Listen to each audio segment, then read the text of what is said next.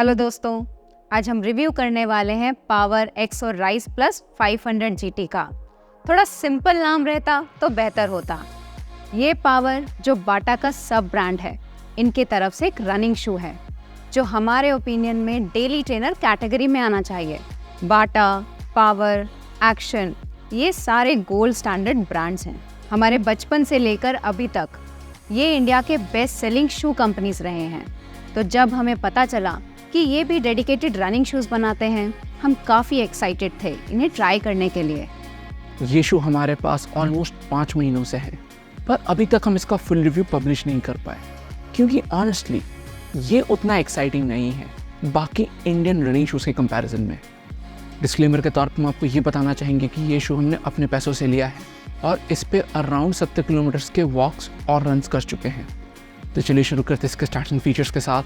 मैं हूँ सिद्धार्थ, मैं हूँ अनु और आप देख रहे हैं जॉगर्स जर्नल।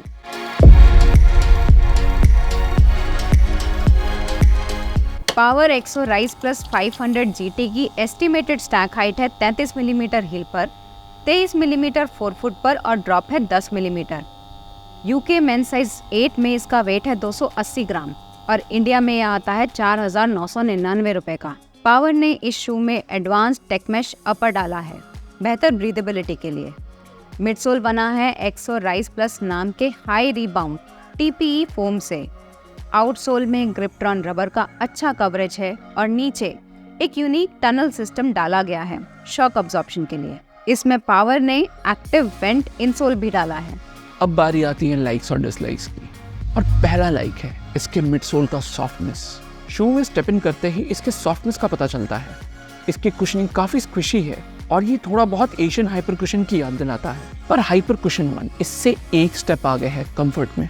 इस कंफर्ट फैक्टर के कारण इसका दूसरा लाइक है वॉकिंग। ये एक बेहतरीन वॉकिंग शू है। हमारे यूसेज के आखिरी 30 किलोमीटर्स में हमने इसे as a walking shoe try किया और ये एक्सेल करता है वॉक्स में। पावर या बाटा के शूज़ जाने जाते हैं अपने बिल्ड क्वालिटी के कारण। कंफर्टेबल अपर और मिडसोल अच्छी ड्यूरेबिलिटी के साथ मिलकर इसे एक रेकमेंडेबल वॉकिंग शू बनाते हैं। तीसरा लाइक है आउटसोल ग्रिप। अभी तक जो भी इंडियन ब्रांड्स हमने टेस्ट किए हैं उनका ग्रिप एवरेज या बिलो एवरेज रेंज में रहा है। इसके आउटसोल का रबर एक्चुअली बहुत ही अच्छा ग्रिप प्रोवाइड करता है। ये हमारे दूसरे लाइक के साथ पेयर अप होता है। अगर आप वेट, स्लिपरी या डस्टी कंडीशंस में वॉक या रन करते हो तो इसका ट्रैक्शन आपका साथ देगा। चौथा लाइक है इसका वेट। बाटा कहता है कि इसका वेट है 280 ग्राम यूके 8 में।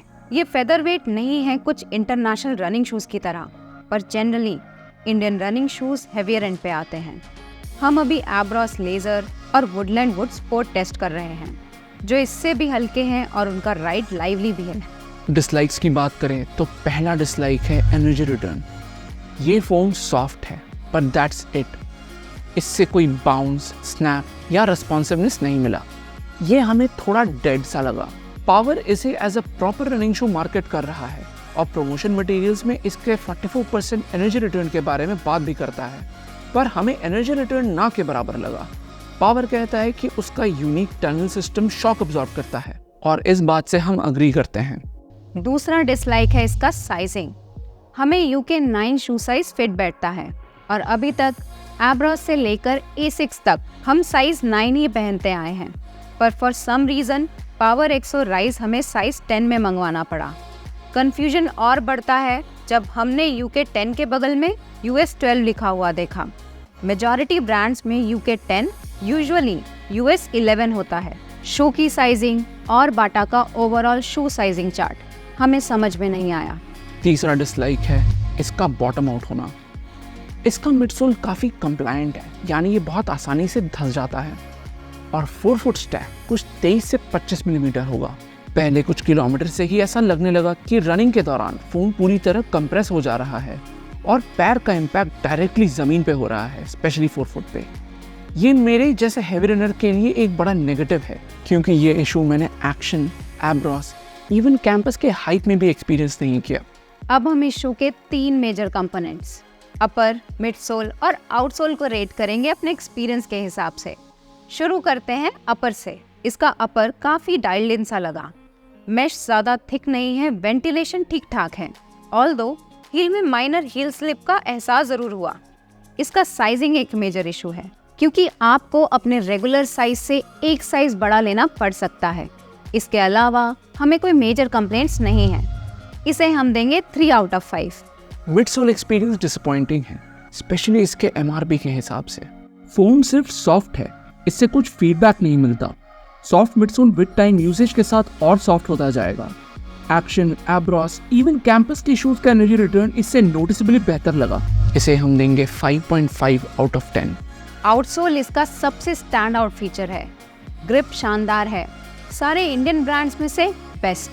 ग्रिप टर्न, रबर का कवरेज और थिकनेस भी अच्छा है, जिससे इसका लाइफ अबव एवरेज रहना चाहिए।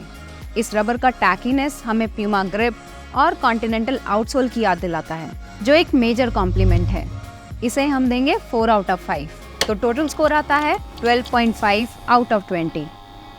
कंसिडरिंग ये शू 5,000 का आता है और इसके नए कलरवेज 6,000 के, ये एक एक्सपेंसिव शू परचेज था। अगर इसको आप फाइनल स्कोर के साथ टैली करें तो ये एक अच्छा वैल्यू फॉर मनी ऑप्शन नहीं बनता। हम अभी भी बेस्ट इंडियन रनिंग शू के तलाश में हैं और अभी तक एम्ब्रॉस लेजर और एक्शन टर्बो 2 मेजर कंटेंडर्स रहे हैं। पर ये शायद जल्द ही बदले, क्योंकि पावर ने ही एक रनिंग शू लॉन्च किया है रिसेंटली, जो सुपर क्रिटिकल टेक्नोलॉजी से बना है, जो रेगुलर EVA मिडसोल से 25% ज़्यादा एनर्जी रिटर्न देता है। उसका अपर भी एक रेसिंग शू की तरह डिजाइन्ड है वेट मिनिमाइज करने के लिए, और नीचे पावर प्लेट डाला है एडिड प्रपल्शन के लिए। ऑल्दो प्राइस 8,000 रुपये है, जो इसे काफ़ी रनर्स के रीच से बाहर कर देता है। एक ही शू है जो इससे सिमिलर एक्सपीरियंस देता है, वो है एशियन का हाइपर कुशन 1। दोनों का मिडसोल काफ़ी सॉफ्ट और कुशन है।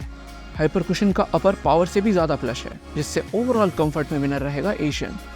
हाइपर कुशन का दूसरा एडवांटेज होगा उसका प्राइस, पर जहाँ तक बिल्ड क्वालिटी, फिट और फिनिश का सवाल है, पावर थोड़ा बहुत अपना प्राइस जस्टिफाई करता है। तो ये था हमारा रिव्यू पावर एक्सो राइज प्लस 500 GT का। हमने कुछ एफिलिएट लिंक्स वीडियो डिस्क्रिप्शन में डाले हैं, अगर आप शू परचेज करना चाहो तो। अगर रिव्यू अच्छा लगा या इससे कोई वैल्यू मिला तो लाइक और सब्सक्राइब जरूर कीजिएगा।